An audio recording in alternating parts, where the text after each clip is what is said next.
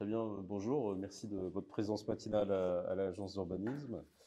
Donc, avec ma collègue Déborah Sauvigné, on va vous présenter l'Observatoire local des loyers de la région grenobloise. Donc, bien sûr, on est dans un contexte d'encadrement des loyers, effectivement, qui fait que c'est un dispositif qui prend une nouvelle actualité, bien qu'il existe depuis une dizaine d'années. Et on va vous présenter surtout la méthode en fait sur laquelle effectivement est constituée l'observation des loyers qui va pouvoir servir de base à un futur encadrement des loyers. Ça dans un contexte où il y a eu effectivement quelques polémiques, on va dire, entre guillemets, au niveau national, suite à une conférence de presse de Clameur qui n'a pas la même méthodologie, donc qui a contesté les résultats de notre observatoire, ce qui nous a donné l'occasion de faire plusieurs réponses à des journalistes plutôt nationaux par voie de presse. Donc voilà, on voulait du coup fournir plutôt l'occasion ici d'expliquer notre méthode un petit peu en amont. Je suis Emmanuel Boulanger, responsable fabrique du cadre de vie à l'agence d'urbanisme. Et Déborah Sauvignet, co-chef de projet sur l'Observatoire local des loyers, la région grenobloise, et on excuse notre collègue Alicia Ziganda qui n'a pas pu être présente ce matin, mais on est deux sur le dossier. Voilà, donc l'agence d'urbanisme porte l'Observatoire local des loyers depuis presque une dizaine d'années. Donc l'observatoire de l'agence d'urbanisme, pardon, c'est un outil d'ingénierie publique au service des collectivités du Sud-Isère. Elle est composée par des membres, donc l'État est membre de droit, mais il y a aussi le département d'Isère et la plupart des EPCI, des intercommunalités, avec lesquelles, donc, qui sont partenaires de l'agence d'urbanisme et pour lesquels on travaille. Donc la métropole grenobloise, bien sûr, mais aussi le Pays Voironnais, la communauté de communes du Grésivaudan, des intercommunalités de la Bièvre et des massifs du Vercors et de la Chartreuse. Donc notre sujet principal, c'est l'aménagement du territoire. Donc on est au service effectivement du territoire pour les aider dans leurs décisions d'aménagement du territoire à l'échelle à la fois de la planification du grand territoire. On accompagne le SCOT, le schéma de cohérence territoriale, mais aussi les PLU intercommunaux, un certain nombre de politiques thématiques aussi comme les politiques locales de l'habitat, les politiques de déplacement. Voilà, donc c'est un cadre de dialogue neutre entre les territoires et c'est une ingénierie qui est mutualisée, qui est partenariale, c'est-à-dire que tous nos partenaires se mettent d'accord pour constituer chaque année un programme d'intervention qui est partagé. Dans ce programme d'intervention, il y a aussi une forte dimension d'observation. Il y a à peu près une dizaine d'observatoires qui sont animés par l'agence d'urbanisme sur tout un tas de thématiques, dont des observatoires sur l'habitat et le foncier. Et donc, on va vous parler d'un de ces observatoires aujourd'hui à travers la question de l'Observatoire local des loyers. Alors, je vais faire un petit panorama très très rapide et puis ensuite, je laisserai Déborah vous expliquer plus en détail la méthode de l'Observatoire. On porte cet observatoire local des loyers à la demande de l'État, principalement de la métropole, qui sont vraiment les cofinanceurs de cet observatoire dans notre partenariat. Il a été souhaité de mettre en place cet outil suite à la loi ALUR pour éclairer les politiques locales de l'habitat, donc notamment les programmes locaux de l'habitat, en particulier ceux de la métropole grenobloise, mais aussi pour donner un outil aux propriétaires et aux locataires pour d'une meilleure connaissance des loyers, pour aider à une meilleure fixation des loyers finalement. On en est à la 9e année de collecte. On a un périmètre d'observation qui porte sur 76 communes, donc à la fois la métropole grenobloise, mais un peu plus large. On verra la carte tout à l'heure. On est dans le cadre d'une agglomération à marché tendu, ce qui justifie la mise en place d'un tel observatoire.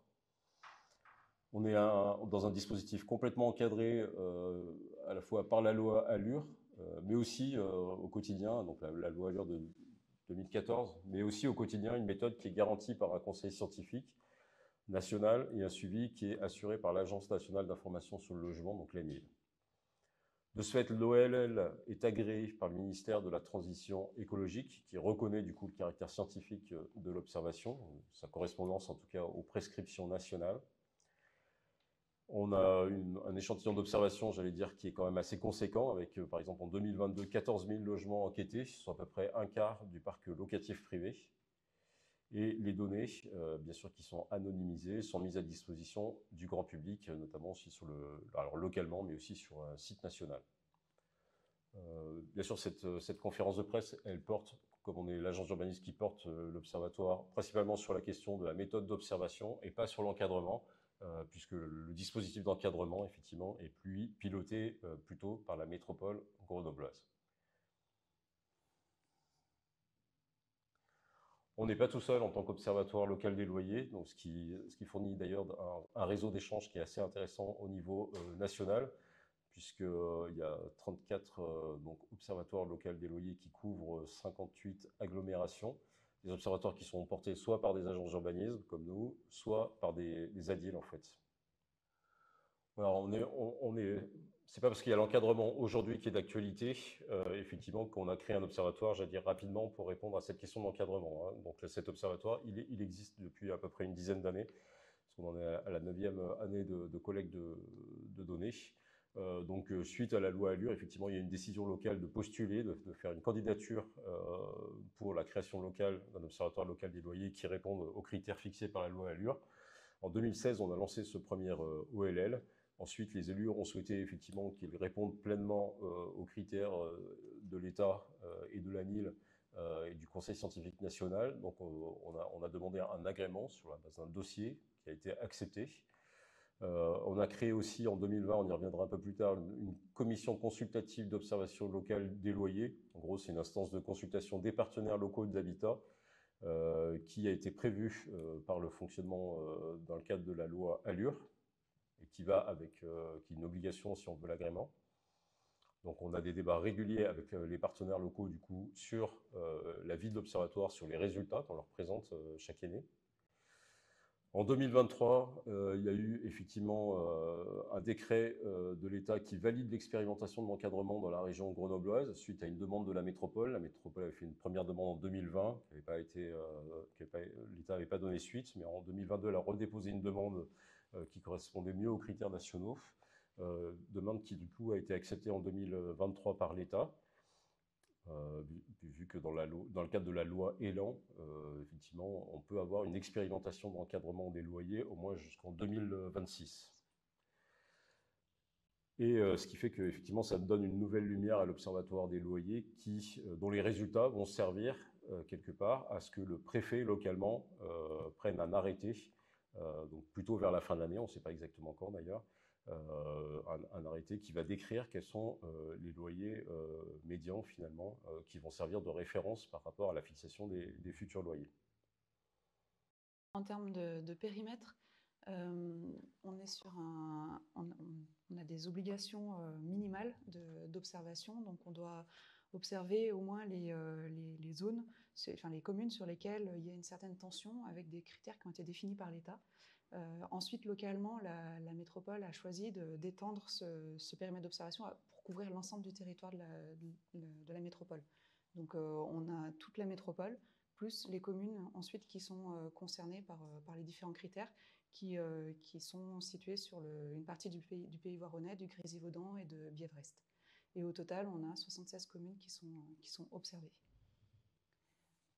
Ce qu'on observe, ce sont donc des logements qui sont loués, qu'ils soient vides ou meublés. Et la contrainte, c'est qu'ils doivent être loués à titre de résidence principale. Donc on ne prend pas les logements saisonniers, touristiques, les logements sociaux, ça ne rentre pas dans notre champ d'observation. On regarde il faut que ce soit le secteur privé. On regarde les logements meublés, on les récolte, mais ils ne sont pas intégrés dans les analyses. Ils sont récoltés uniquement en vue de l'encadrement. Mais toutes les analyses portent sur les logements vides et les loyers sont exprimés hors charge. Il y a une segmentation qui est appliquée et qui permet qui nous donne on a des objectifs de collecte en fonction d'une certaine segmentation et notamment de la localisation. Donc on a 6 zones géographiques, c'est ce que je vous détaillerai juste après. On regarde les logements individuels et collectifs, appartements ou maisons. On regarde le nombre de pièces, la surface, l'étage, l'époque de construction, le DPE. Enfin, il y a tout un tas de variables qui doivent être collectées. Certaines sont facultatives, d'autres sont obligatoires. Le nombre de pièces pour la surface, c'est obligatoire. L'étage, c'est facultatif. Mais si on a l'information, on la collecte. Ensuite, on observe les logements qui sont en gestion directe, c'est-à-dire entre particuliers, particulier à particulier, ou bien en gestion déléguée, donc qui passe, dont la location passe par une agence immobilière. Et on observe aussi toutes les informations de gestion avec donc le loyer, la date d'entrée du locataire, enfin voilà, tous ces indicateurs-là sont collectés. Sur le zonage, donc on a 6 zones d'observation.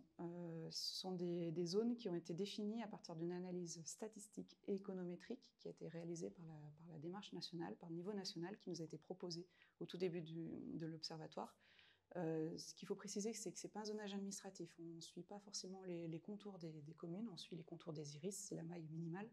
Mais ensuite, c'est un zonage iso-loyer. Donc, c'est-à-dire qu'on doit avoir des zones, dans une même zone, les loyers doivent être homogènes, relativement proches et distincts des autres zones, avec des caractéristiques, que ce soit les loyers ou le type de marché qui doivent être assez similaires au sein d'une même zone. Donc c'est un zonage qui nous a été proposé par le niveau national, mais qui a été validé localement, avec des temps d'échange et de débats locaux, donc animés par l'agence d'urbanisme, mais qui rassemblait les agences immobilières, les associations de propriétaires, les notaires, les promoteurs, la DIL, enfin voilà, tous les partenaires locaux qui ont une connaissance du terrain, qui ont validé ce zonage et qui ont pu faire des ajustements à la marge en fonction de leur connaissance du terrain. Donc ça, c'était au début de l'observatoire. Donc voilà la carte. On a 3 zones qui sont propres à la ville-centre, zone 1, 2 et 3, et on a 3 zones qui sont pour le reste du territoire, donc ce qu'on appelle la périphérie, mais en fait c'est tout sauf Grenoble. Le fait qu'on soit sur un zonage iso-loyer, ça implique qu'on n'ait pas de loyer qui soit disponible à la commune. En fait, si on veut avoir des données fiables, suffisamment fiables et robustes, il faut qu'on ait au minimum 50 observations pour chaque segment. Donc, c'est-à-dire que pour une zone, il faut avoir au moins 50 observations, 50 logements observés. Et si après on veut rentrer dans le détail par date de construction, par nombre de pièces, il faut aussi 50 observations pour chacun de ces croisements. Donc, ça fait un volume de collecte très élevé. C'est pour ça qu'on ne peut pas ramener les loyers à la commune, parce que pour une commune, on n'a pas autant d'observations. En fait, on ne serait pas suffisamment robuste. Donc, on peut l'être pour la ville-centre, pour Grenoble, mais pas pour le reste du territoire. Donc, c'est toujours un peu compliqué à saisir qu'on n'a pas de loyer pour Échirolles, par exemple, parce que Échirolles est couvert par les 3 zones A, B et C. En termes de méthodologie, donc, Emmanuel l'a dit, on est conforme aux prescriptions méthodologiques qui sont déterminées par le conseil scientifique, le comité scientifique. C'est un comité qui est indépendant, qui regroupe des experts, des chercheurs au niveau national. Et c'est des méthodologies qui sont communes à tous les observatoires, donc au 34 OLL qu'on vous a présenté tout à l'heure.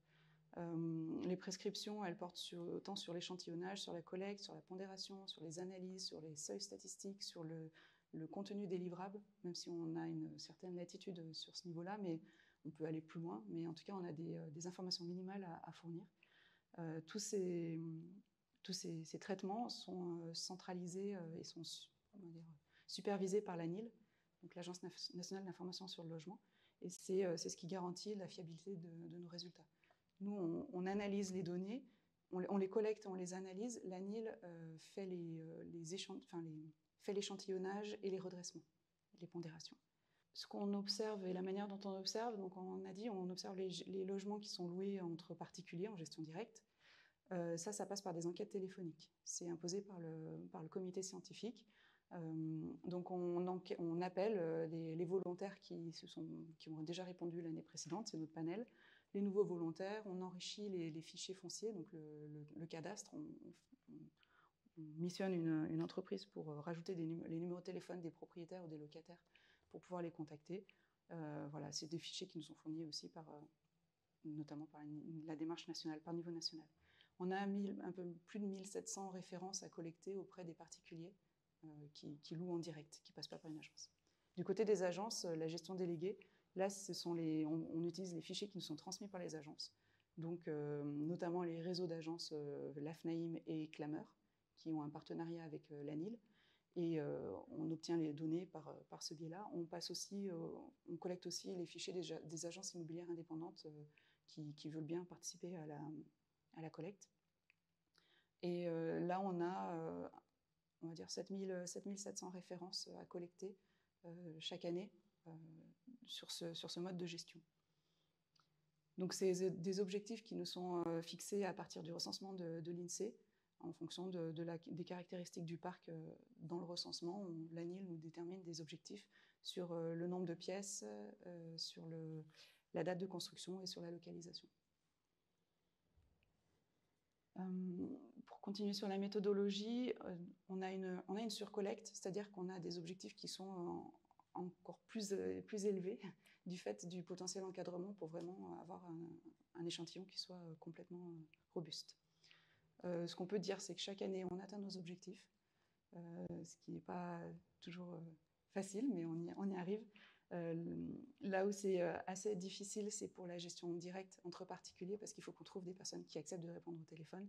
Donc c'est pour ça qu'on mène un certain nombre d'actions de communication à leur égard. On essaye, enfin vous avez dans le dossier, on a des petites affiches qu'on essaye de placer un peu partout.